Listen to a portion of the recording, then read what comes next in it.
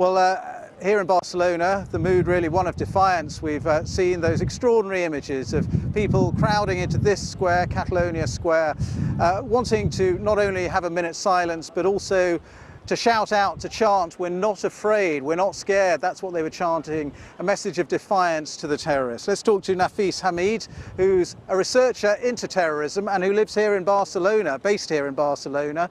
And I think you sort of heard and saw the aftermath of the attack. Just give us your impressions. Yeah, I was only a few blocks away, and then I started just hearing people screaming and running towards me. I immediately saw the police responding very quickly. I could hear the sirens, helicopters in the air. And yeah, it was a bit surreal as someone who's a terrorism researcher who has been researching jihadist radicalization in Barcelona to have an attack happen so close to home. Just tell us, it appears from what the police have been saying, there's quite a wide terror network behind the attack here, the one in Cambrils as well.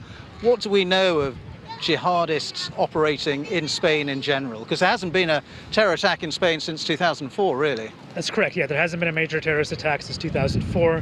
There have been hundreds of arrests in Spain that have been going on for the last few years. There are networks present, but for the most part, they've been either trying to go to Syria or they've been trying to help coordinate with attacks in other countries or actively carry out an attack in another country. Spain itself has not been the primary target.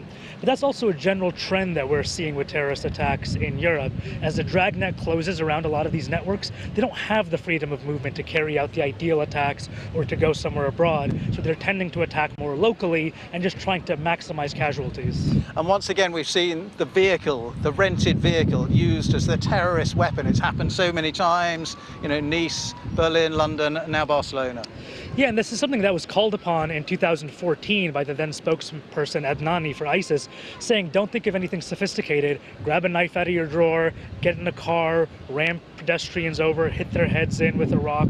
And so they're really, now, people didn't heed that advice at the time, but now, again, as the dragnet closes, it's becoming more difficult to do these sophisticated attacks.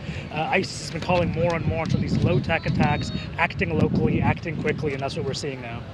And what do the police do now? Obviously, I mean, they're responding. They responded with force in Cambrils. We know 5 terror suspects shot dead. Yeah, I mean, the fact that they were able to respond so quickly probably shows that maybe they were able to gain some intelligence at the moment that let them know about that. But also, some of these people may have been on a watch list before. Oftentimes when you see terrorist attacks take place in Europe, the people were somewhat known. There were somewhat ongoing investigations happening, and so they just closed down very quickly on these people.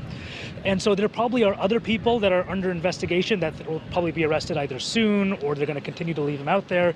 But again, the thing that can be done is trying to get people who are surrounding the actual cells, who are not radicalized themselves, who we call the bystanders, to actually come forward when they hear something or see something, to actually say something to police. Okay, Nafees Hamid, terrorism researcher based here in Barcelona. Thank you very much indeed for your time. So just to recap, the latest that we know is that 13 people died here in Barcelona yesterday. 1 person died in that attack in Cambrils, in which 5 terror suspects were shot dead by the police. They were wearing what were thought to be explosives belts, but those, according to the authorities, it turns out were fake.